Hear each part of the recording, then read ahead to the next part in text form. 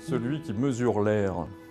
Mesurer l'air, c'est mesurer l'espace, c'est le travail de l'architecte. Son vocabulaire, c'est l'espace. Celui qui mesure l'air peut vivre dans la mort et mourir dans l'immortalité. Cette phrase de Lisa Malimon m'a toujours aussi bouleversé, parce que je crois que c'était une bonne définition du métier de l'architecte. Donc on se trouve dans le projet réalisé de l'extension de la petite gare de Feucherolles, qui reprend justement cette architecture un peu ferroviaire du début 19e. On imagine assez bien les tableaux de Monet avec les trains en gare.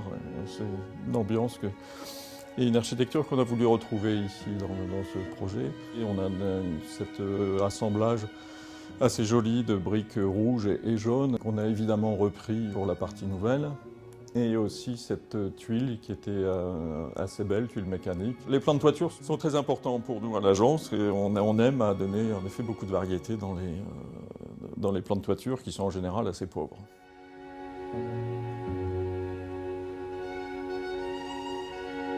Pour animer les façades, c'est comme ça qu'on s'en sort, c'est de donner en effet des altitudes de faîtage un peu différentes, des jeux de volumétrie qui font que le bâtiment vit.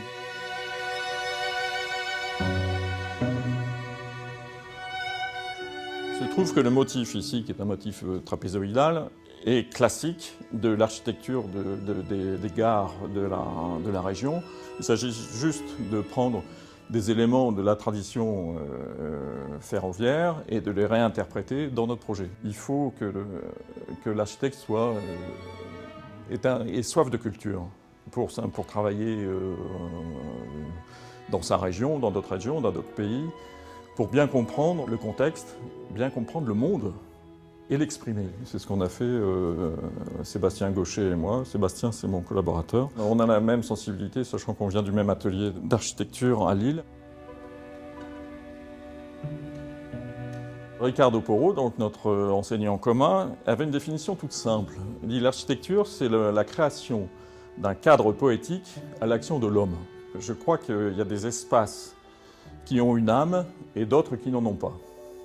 Eupalinos, dans la pièce de Paul Valéry, Eupalinos, on lui demande, mais quelle est la différence entre un hangar, une construction, un bâtiment? Et il répond, écoutez, c'est simple, il y a des bâtiments qui sont muets, d'autres parlent, et d'autres, plus rares encore, chantent. Et je crois, moi, ici, écouter un petit son, une petite chanson dans ce projet.